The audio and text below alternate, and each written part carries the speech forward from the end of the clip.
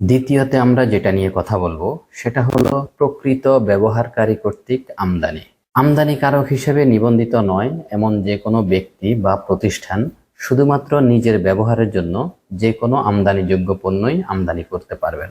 তবে এক্ষেত্রে শর্ত হলো সেটা যদি $10,000 নিচে হয় তাহলে CCI&E থেকে কোনো ধরনের পারমিশনের প্রয়োজন হবে না। বাট আমদানির পরিমাণ যদি $10,000 উপরে হয় সেক্ষেত্রে অবশ্যই তাকে CCI&E এর কাছ থেকে অনুমতি গ্রহণ করতে হবে। 3 নম্বরে আমরা যেটা নিয়ে কথা বলবো সেটা হলো প্রবাসী পেশাজীবী কর্তৃক আমদানি। এক্ষেত্রে বলা হয়েছে বাংলাদেশি যেসব প্রবাসী পেশাজীবীগণ আছেন তারা তাদের নিজেদের প্রয়োজনে, বিশেষ করে পেশাগত প্রয়োজন এবং বৈজ্ঞানিক প্রয়োজনীয় সরঞ্জামাদি তারা আমদানি করতে পারবে।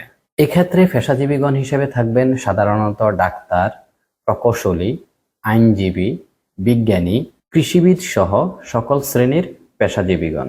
অনেক সময় এমন হয় যে ডাক্তারদের নিজেদের প্রয়োজনীয় অনেক সরঞ্জামাদি আমদানি করতে হয়, প্লাস যারা প্রকৌশলী আছেন তাদের নিজেদের পেশাগত কারণে অনেক ইনস্ট্রুমেন্ট আমদানি করতে হয়। এছাড়াও যারা আইনজীবী আছেন তাদের বিভিন্ন ধরনের আইনি বই পুস্তক এগুলো আমদানি করতে হয়। তাছাড়া যারা কৃষিবিদ আছেন তাদের বিভিন্ন ধরনের সরঞ্জামাদি আমদানি করতে হয় পেশাগত কারণে। সো এই ধরনের পেশাজীবীগণ নিজেদের পেশার প্রয়োজনেই যে কোনো বৈধ পণ্য আমদানি করতে পারবেন।